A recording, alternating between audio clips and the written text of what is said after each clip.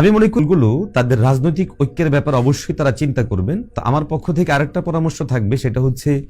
চিন্তাগত দিক, যেটা এই জায়গাটাও যেন ঐক্য হয়, সমমনা সমচিন্তা হওয়া, এই বিষয়টাও তাদের চিন্তা অবশ্যই রাখা উচিত। এই বিষয়টার প্রতি আমি এই জন্য গুরুত্ব দিচ্ছি, আমার ধারণা ও জানা অনুসারে আমি যদি ইসলামিক রাজনৈতিক দলগুলোর বিশাল একটা অংশ ধরি, তাহলে সেটা কওমি মাদ্রাসা কেন্দ্রিক এবং দ্বীনি বিভিন্ন হালকা কেন্দ্রিক। কওমি মাদ্রাসা, বিভিন্ন পীরের মুরিদ, দাওয়াত তাবলীগের অনেক সাথীরা। আমাদের বর্তমান ইসলামী রাজনৈতিক দলগুলো যেই তৎপরতায় কাজ করছেন বা যেই রুলসে, যে নিয়ম নীতি পদ্ধতি মেনে কাজ করছেন, এটা অনেক কওমি মাদ্রাসার ছেলেদের কাছে, অনেক দিনদার পীরদের মুরিদদের কাছে, কিংবা অনেক তাবলীগের সাথীদের কাছে পরিষ্কার না। এজন্য দেখা যাচ্ছে যে কর্মপন্থাগত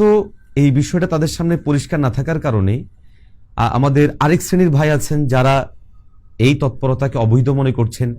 এই তৎপরতাকে আব্রাহাম লিঙ্কনের গণতন্ত্রকে প্রতিষ্ঠার জন্য প্রচেষ্টা মনে করছেন, এই তৎপরতাকে গণতান্ত্রিক ইসলাম হিসেবে তারা আখ্যায়িত করছেন। যার জন্য আপনি যদি খেয়াল করেন তাহলে দেখবেন যে কওমি মাদ্রাসার বিশাল একটা অংশ,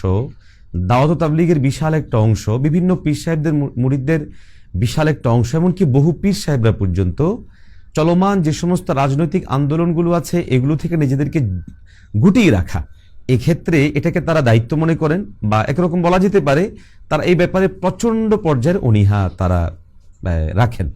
এখন এই অনীহাটা দূর করে তাদের সামনেও এই বিষয়টা পরিষ্কার করাটা জরুরি হবে, এবং এই জায়গায় সমচিন্তা, সমমনোভাব এবং ইসলামী দলগুলো তাদের চিন্তাগুলো এখানে যদি ভালোভাবে বুঝাতে না পারেন, তাহলে আমি মনে করি যে আগামীর যে স্বপ্ন আমরা দেখছি সেই স্বপ্নটা বাস্তবায়নে এটা একটা বড় ধরনের বাধা হবে। কারণ যদি কর্মপন্থার ব্যাপারে পরিষ্কার ধারণা না থাকে, অথবা চিন্তাগত জায়গাটা যদি কোনো স্বচ্ছ না থাকে, তাহলে এই জায়গায় তার আগ্রহবোধ করবে না। আর কওমি মাদ্রাসা কেন্দ্রিক ইসলামী রাজনৈতিক দলগুলোর বড় একটা সমর্থনের জায়গা হচ্ছে এই ছাত্ররা এবং এর সাথে জড়িত তাদের অভিভাবকরা, বিভিন্ন পীর সাহেবদের মুরিদরা এবং দাওয়াত তাবলীগের সাথে যুক্ত বিভিন্ন ভাইয়েরা। অতএব আমি মনে করি যে আমাদের যে ঐক্যের প্রথম যে বিষয় সেটা হচ্ছে চিন্তার ঐক্য এবং কাজের ঐক্য, এবং এই উভয়টা জিনিস বাস্তবায়নের জন্য যে জিনিসটা জরুরি সেটা হচ্ছে বিভিন্ন রাজনৈতিক দলগুলো বিভিন্ন টকশোর মাধ্যমে, বিভিন্ন অনুষ্ঠানের মাধ্যমে, বিভিন্ন দাওয়াতি প্রোগ্রামের মাধ্যমে মূলত এই জিনিসটা বোঝানোর চেষ্টা করা, এবং ছাত্রদের মাথা থেকে, দাওয়াত তাবলীগী সাথীদের মাথা থেকে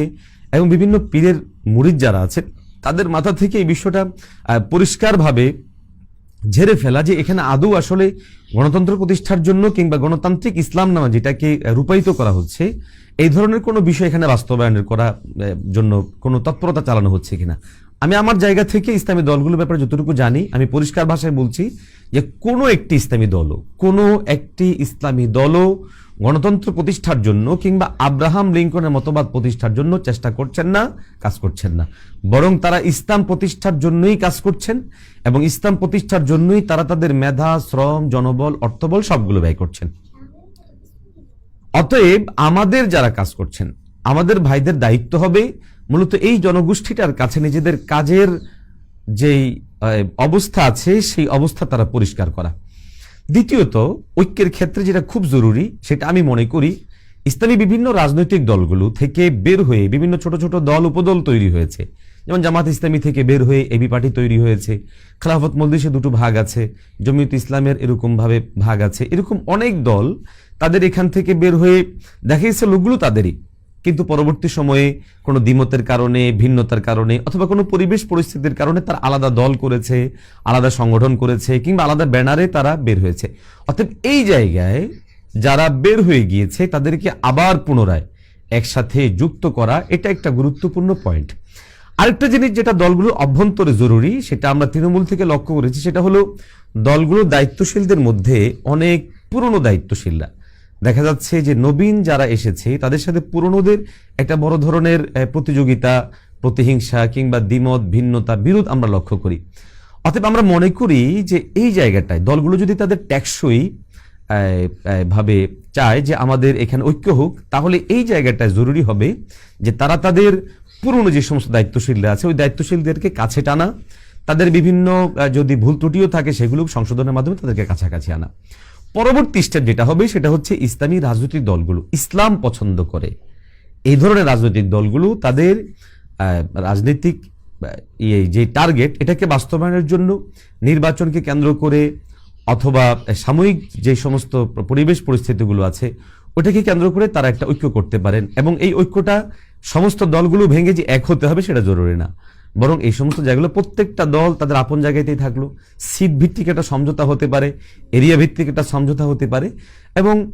এই যে গভর্নিং বডি এটা তৈরি হতে পারে যে সর্বদলীয় সবাই থাকবেন, এখানে একটা গভর্নিং বডি থাকবে, এখানে কোনো নেতৃত্ব, কোনো পদ পদবি ইত্যাদির বিষয় থাকবে না। এভাবে যদি রূপায়ণ করা যায়, আমি মনে করি এই দেশের জন্য ইসলামী শক্তিগুলো আগামীর একটা সম্ভাবনা তৈরি করতে পারে। এক্ষেত্রে একটা প্রশ্ন আসবে যে অনেকের আকীদা নিয়ে সমস্যা আছে। হ্যাঁ, আকীদার বিষয়গুলো আপন আপন জায়গায় সমস্যা থাকবে, যদি এগুলো পরিশুদ্ধ হয়ে যায় তাহলে তো আমাদের মাঝে ঐতিহাসিক এবং টেকসই একটা ঐক্য হয়ে গেল। যদি সেটা নাও হয়, যেহেতু ভোটের রাজনীতি, আর ভোটের রাজনীতিতে হিন্দুর ভোট আর মুফতি মুহাদ্দিসের ভোট যেখানে এক বরাবর, সেখানে আপনারা আমাকে ভোটের রাজনীতিতে এই বিষয়টা খেয়াল করে ঐক্যের জায়গায় পৌঁছাতে হবে, ঐক্যমতো পৌঁছাতে হবে, যেন অন্ততপক্ষে আগামীর কোনো ফেসিবাদ কিংবা জালিম যেন ক্ষমতায় না আসতে পারে। আমি একজন ঐক্য প্রত্যাশী মানুষ, এবং এই জায়গাটা আমি আমার নিজের ব্যক্তিত্ব, নিজের পছন্দর জায়গাগুলোকে পরিষ্কার রেখে এবং আমাদের অবস্থান স্বতন্ত্র স্বাধীন রেখে আমি অবশ্যই সেটা ঐক্যের কথা বলি, এবং আমি মনে করি আগামীর ইসলাম